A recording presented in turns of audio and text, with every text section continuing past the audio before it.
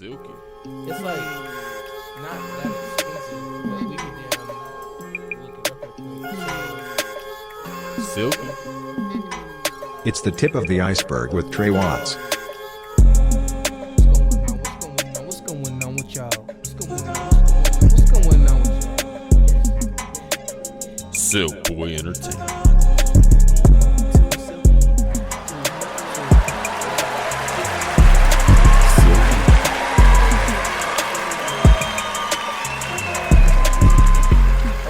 Okay, it's your boy Trey Watts. This is the Trey from the iceberg. We got my boy, he's the late great Mr.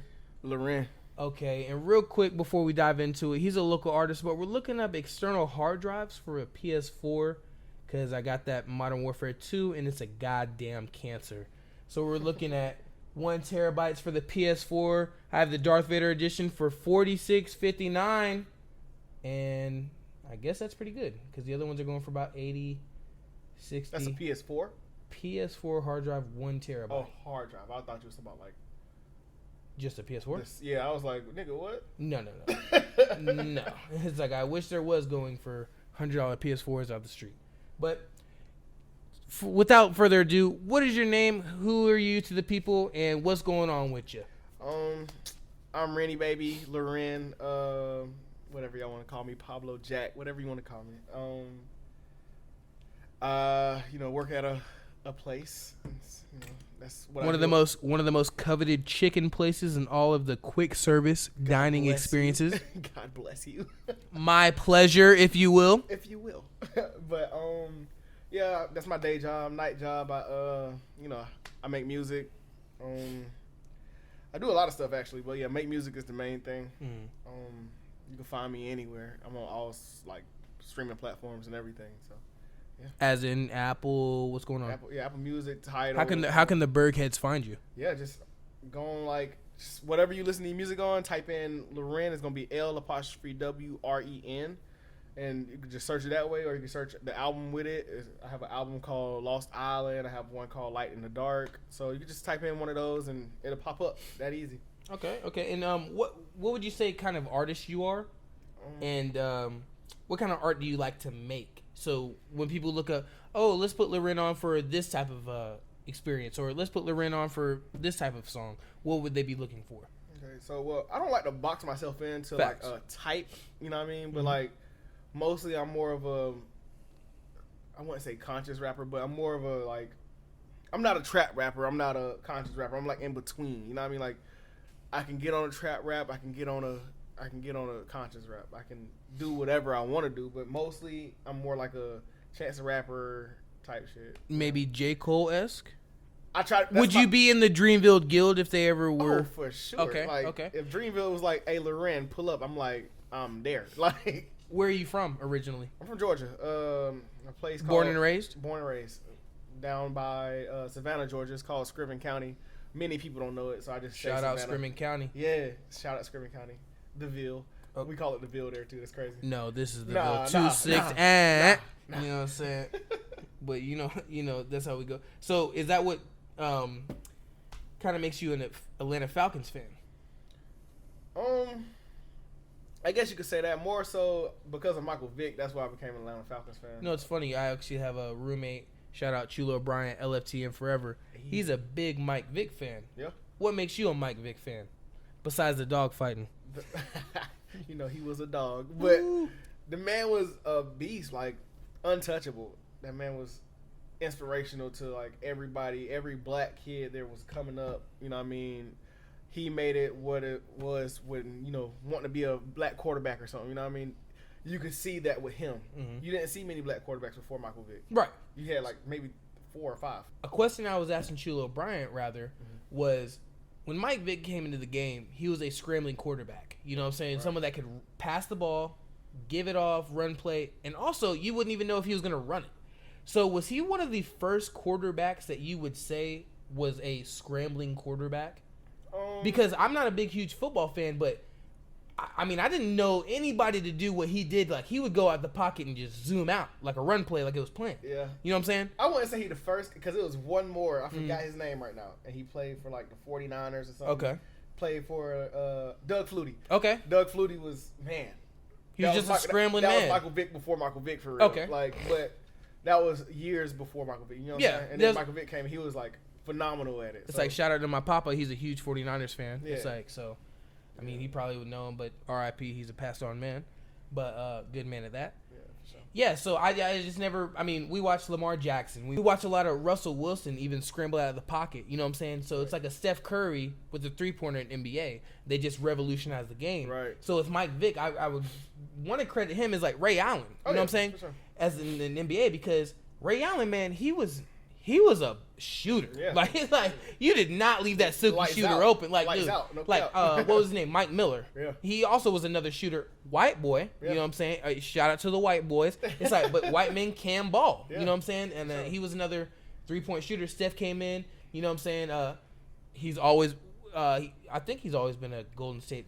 Oh yeah, for sure. That's the team I think he's been for. Okay, is I mean, hey, I'm not a big NBA fan. me, either, I'm a simpleton in all crafts. Yeah. So, I mean, Steph Curry came in and, he revolutionized the game as in, like, the three-pointer. Everybody can shoot a three-pointer now. Right. So, you got from the 1 to the 2 to the 3 to the 4 to the 5 shooting from the 3. But now I'm thinking quarterbacks right now, you look at a quarterback, you're like, okay, can he pass, but can he also scramble? Right. So like, is he a dual threat or yeah, is he just like a pocket passer type thing? It's like not only can a point guard pass the ball, now he has to be able to shoot from the 3 if he's open, And I'm gonna take a break on this to do a Miller High Life shout out. Established in 1903, the champagne of beer. Let's go ahead and take a little chink to it. Yes, the High Life. That is the High Life. Speaking of High Life, so how's your life been going after the marriage? It's been going good, man. Every relationship has its kinks, but it's just how you work those kinks out. Just communication for me is just like one of the biggest things for, us. Mm-hmm. I don't know how it is with every other relationship. I can't speak for every other relationship. You're not in every relationship. Exactly. Mm-hmm. So for mine, it's just like communication. Us talking to each other and making sure everything is clear and nothing getting misconstrued or whatever. Because once those lines get misconstrued and you just get confused about where y'all heads are at, then it's just gonna be chaos. Mm-hmm. So once you get it back together, the chaos is done. You know what I mean? Right. So communication just like brings everything back together. Would you say maybe a 30-minute conversation will save you from an hour argument? Oh, for sure. Mm-hmm. That's a great way to put it, honestly. I never thought about that. But yeah, 30-minute conversation. Just, talk your feelings out, talk about whatever's bothering you, and then... And like we say, we not to cut him off, but me and my guy Loren, we're both in relationships. We would say successful, sure. And separately. We're just saying that separately. But we would just say that a conversation would really just like minute a lot of arguments in a relationship, because if you know where I'm coming from, she knows where you're coming from. There's no question, right? So even my wife. I'm sorry. Mm-hmm. Even my wife. She said.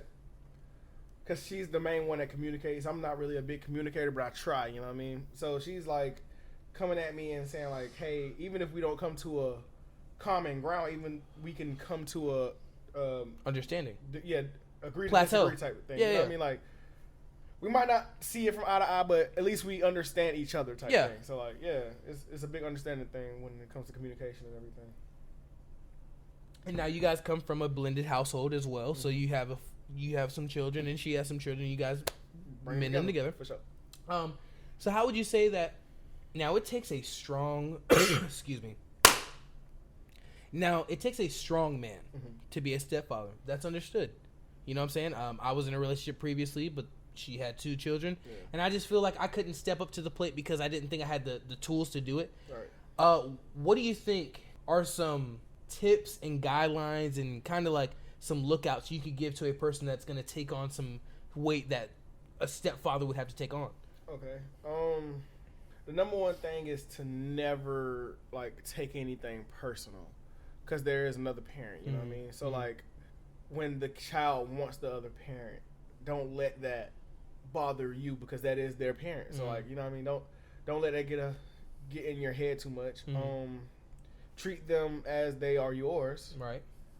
However you would treat yours. Yeah. How old are your children now? 8, 7. Well, one is about to be 9. So 9. So you got a 9, 7, and then my oldest daughter, she's 6, and then my youngest daughter just turned 1. So you got a pretty big family tree. Oh, for sure. You know what I'm saying? So would you say that the wife and everything is coming together as a blended family as well? Oh yeah, for sure. We we're learning the process together. She's met my other daughter.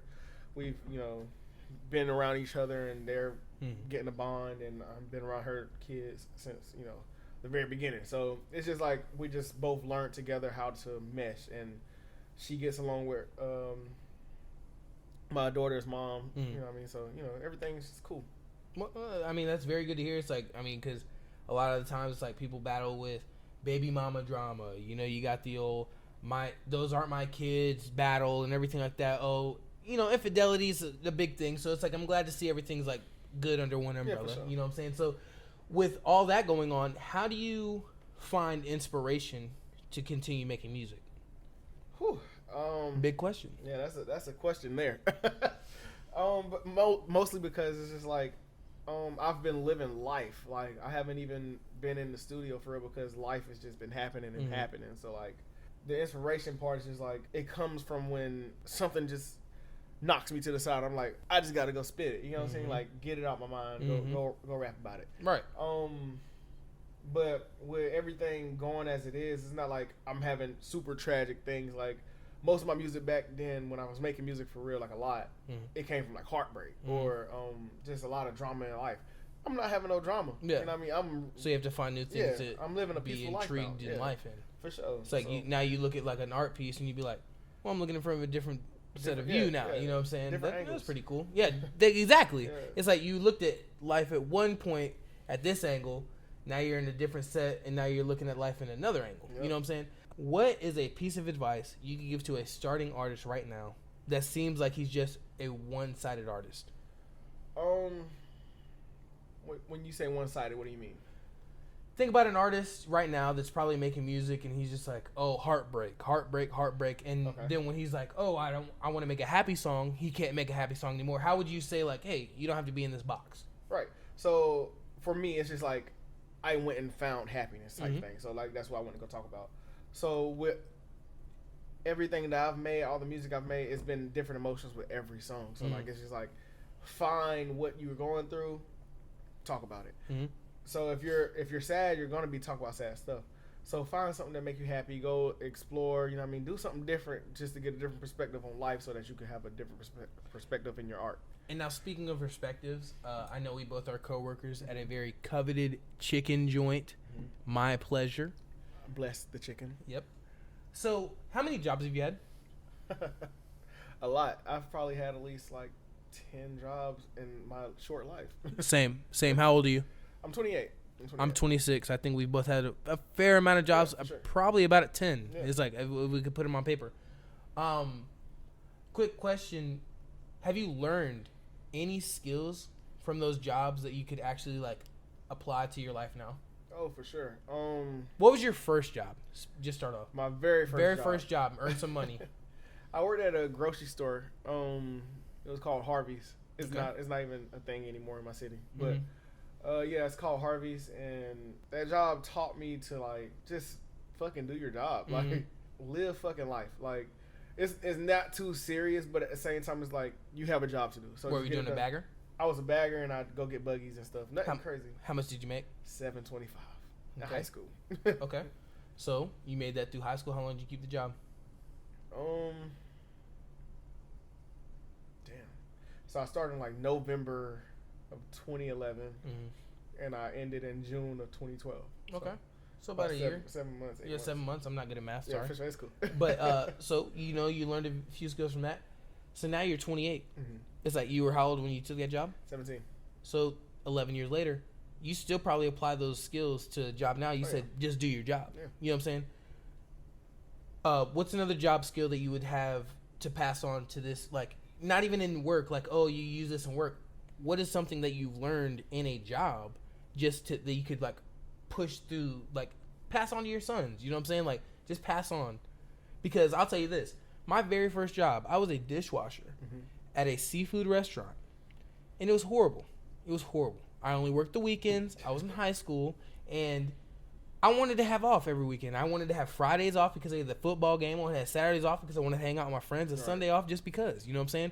But at the same time, that job showed me just to show up, because it didn't matter if I did my job right. They needed a dishwasher, and they weren't gonna fire me if I just showed up. Right. Guess what? Couldn't do it. It's like, now I'm 26 years old. I had that job when I was 17. That's 9 years ago.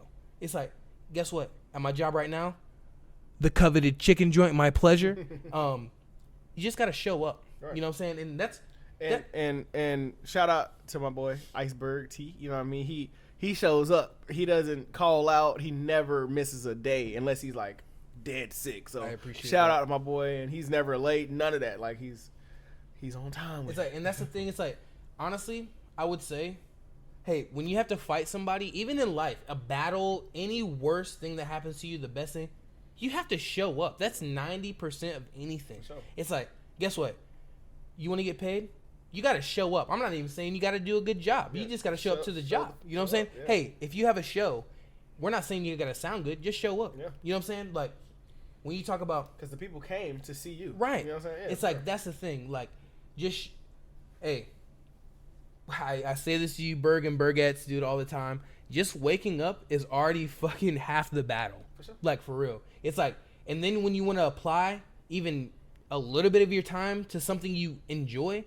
You're already winning. It's like you're already winning. It's like, so what can you complain about? It's like, we understand life is hard and life is like, can bog you down sometimes. But fuck, man. It's like, just get up. It's like, that's the thing. It's like, you can get knocked down 100 times. You got to get up 99. You know what I'm saying? Like, for real. Like, but we're talking about getting up. You're an Atlanta Falcons fan. Right. How are you guys feeling? I'm sorry to do that to you. I'm sorry to do that to you, dude.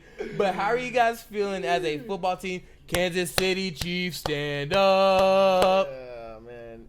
So I want to speak on that, anyways. Now that we're back on the subject, Pat Mahomes is a fucking beast. I'm sorry, I don't know if we can cuss on here. Can we cuss on here?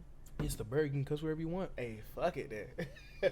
Nah, but Pat Mahomes is a beast. Like, they was, if I remember correctly, they were losing, right? Oh, yeah. And then they came back. Oh, yeah. Because of him. He'll sling that thing in there. That man's a beast.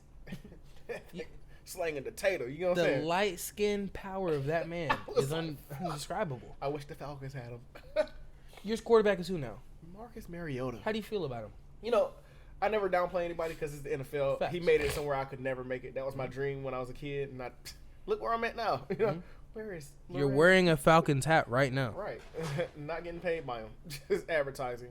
But yeah, he's okay. You know what I mean? He doesn't make the big passes or anything, but he can manage the team. You know what I mean? And he's a good leader. I feel like he's a great leader. And that's why we have him in the position that he's in. But other than that, it's just like, we need somebody that can make the play. It's like you want that, like, you need that dog in him. You know what I'm saying? It's like, for lack of a better term, you want that superstar play. It's like, I mean, think about this. Tom Brady... Hey, look, if they're gonna make a movie of Tom, I'm documenting this right now. They're gonna have a Tom Brady biopic right now. Hulu, Netflix. It probably will be in the theater nearest you. For sure. There will be a Brady movie. Okay. It's like, but he just passed 100,000 yards career passing. Period. Nobody has ever done that. That's what I'm saying. He's the only one. It's like, but guess what? Where did he go drafted? Like 7th round. Thank you. Thank you. It's like crazy. That's the thing. You could go undrafted. You could do all this, and you get the quarterbacks that are okay. But at the end of the day, you want that quarterback that's gonna make that play. Right. You know what I'm saying? It's like Patrick Mahomes. Yeah, we're not expecting him to run the ball. We don't want a scrambling quarterback. But guess what? We want a quarterback that's gonna throw that goddamn ball up that field, right, and then make the play. Hey, shout out Travis Kelce, my boy Clyde Edwards-Helaire. He is getting us some yards every goddamn game. So it's like we can't hate on the Kansas City Chiefs, you know what I'm saying? Because they're giving us what we want. It's like, for real. Yeah. It's like, ladies and gentlemen, Silk Boys would like to thank you for sticking around for this podcast. Y'all have a great night.